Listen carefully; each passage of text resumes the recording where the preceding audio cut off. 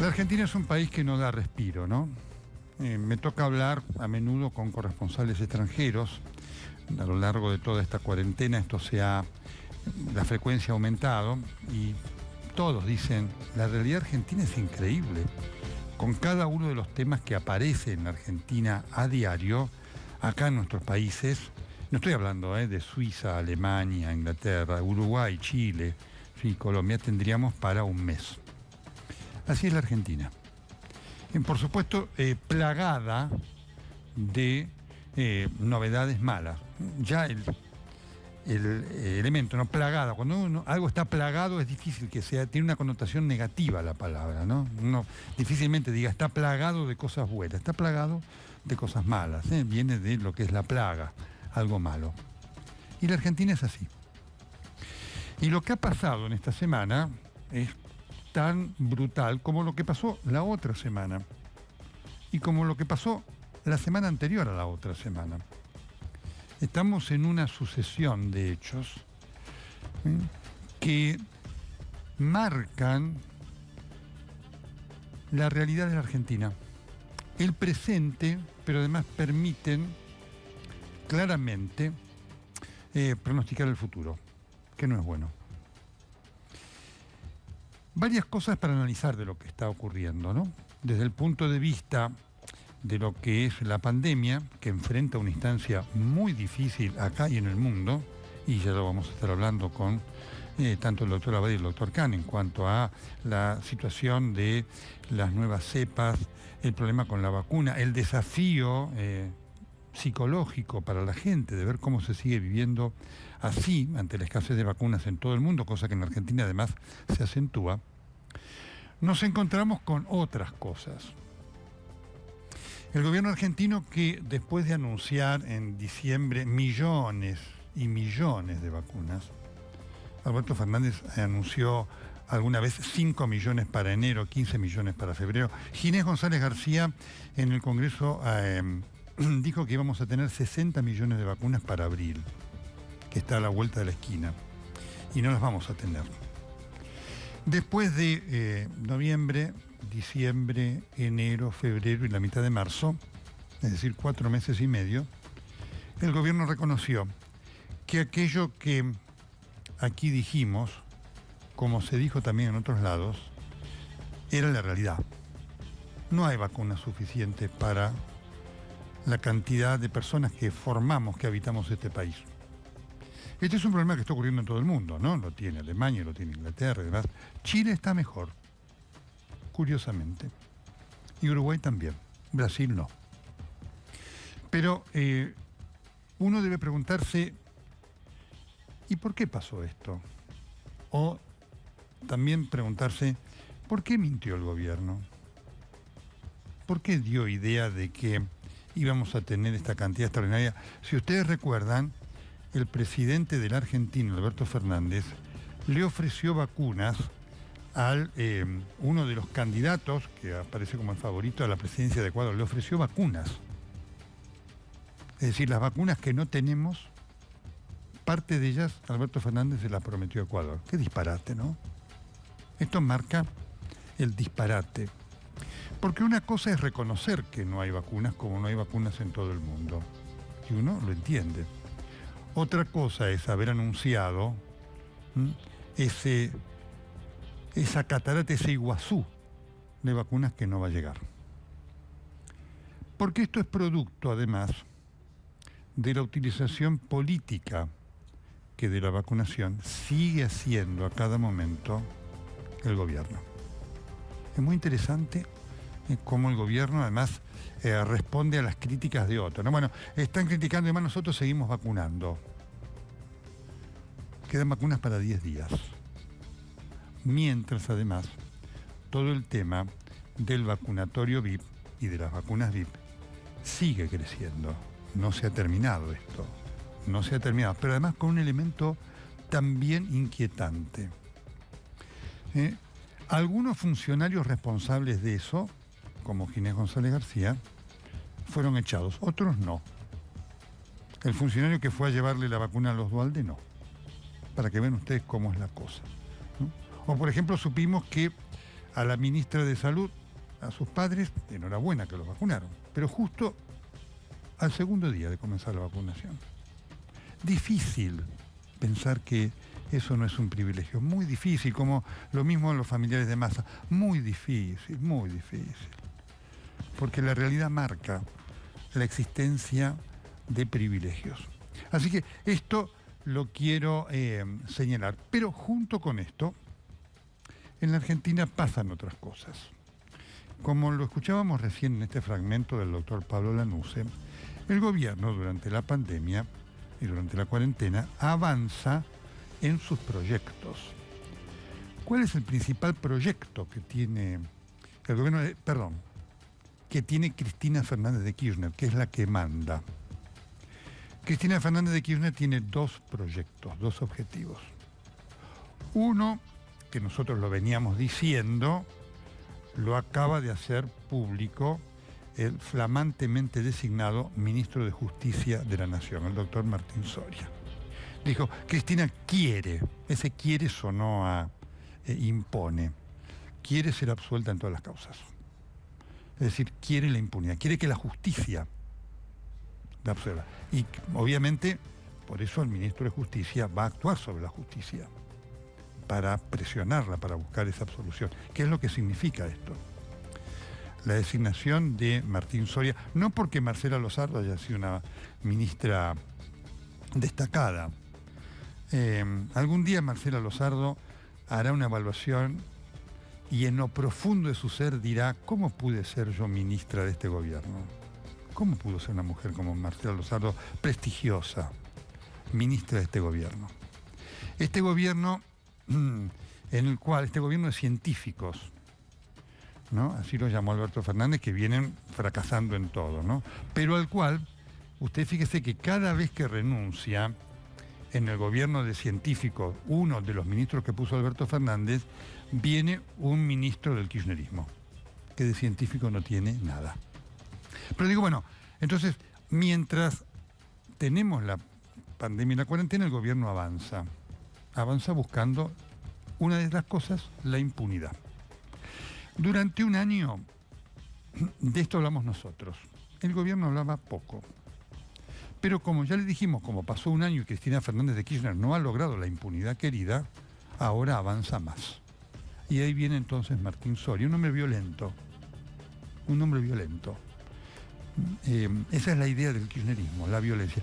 Va a ser un trabajo sucio, ahí el que manda es el segundo, del Juan Martín Mena, que va a aprovechar que esté Martín Soria, que se va a inmolar. ¿Qué es lo que le interesa a Martín Soria? Ser gobernador de la provincia de Río Negro, y Cristina lo va a apoyar. Pero hay más, además, en este gobierno, porque este gobierno tiene entonces la mentira de la vacunación, en el sentido de que anunció dosis que no estaban, el presidente reconoció 4 meses después lo que nosotros aquí anunciamos. Tiene este tema del escándalo de la vacunación VIP. Tiene también, además, el tema de los vicios. Es una palabra elegante para hablar de la corrupción del kirchnerismo.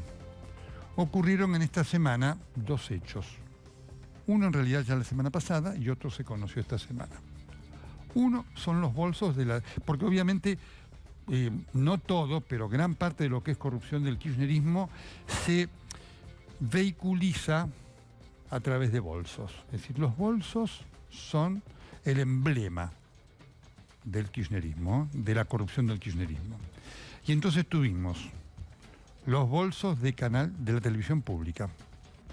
Apareció uno y en algún momento durante la semana dijimos, ojo que este es un episodio, hay más. Y efectivamente apareció un bolso primero de aquel que fue a cobrar 4 millones de pesos, el efectivo, ¿no es cierto? Hay que tener una impunidad importante para hacer esto. Y después aparecieron otros. Así que de 4 millones ahora son 11 millones 500. Y seguramente hay más. Hay que ver si se descubre, pero seguramente hay más.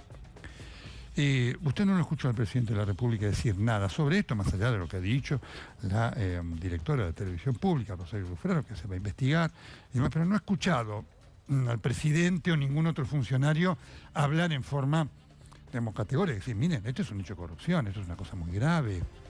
Esto hubiera ocurrido con funcionarios del macrismo y estarían, ¿sabe cómo, no es cierto?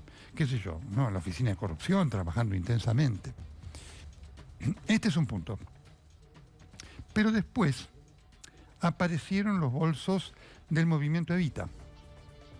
Usted recuerda, había una camioneta donde iba gente a Luján aparentemente, y la gendarmería los paró, los controló y se encontraron con que había 1.400.000 pesos. Salió entonces Fernando Navarro, uno de los hombres del movimiento Evita, para decir que esa era plata de la militancia. Fíjense ustedes lo que dijo, ¿no?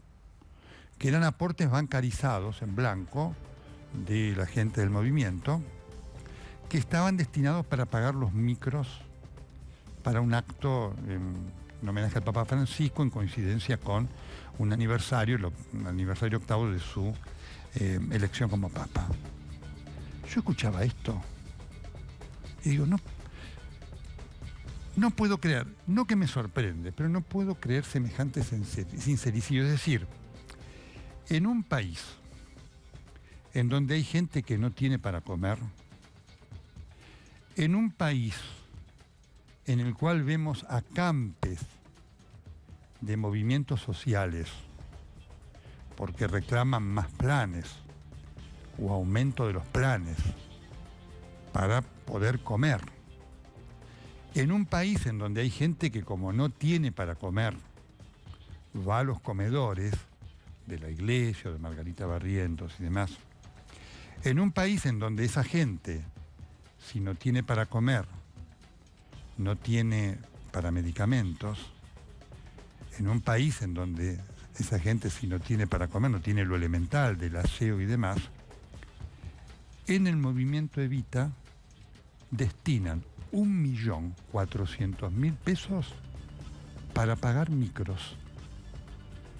Usted se da cuenta, ¿no? La barbaridad. Y no se arrepienten, ¿eh? No es que dicen no, porque lo que dijeron fue, la próxima vez lo vamos a hacer mejor. ¿Y dónde está la preocupación por los pobres? No se escuchó decir a nadie del gobierno ni mu. Nadie se escandalizó. Esto hubiera ocurrido con el macrismo, por supuesto lo estaríamos criticando nosotros de la misma manera que lo hacemos ahora con esto, pero lo que habría dicho, nadie dijo nada. Ni el presidente, ni ninguna, ni la ministra de Desarrollo, el ministro de Desarrollo Social, nadie dijo nada. Es decir, está convalidado que se cobre el diezmo, entre comillas, voluntario, para los que reciben los planes, porque eso forma parte de una estructura, de una metodología de esa estructura. Es decir, yo te doy y vos me tenés que dar. Nadie dijo nada.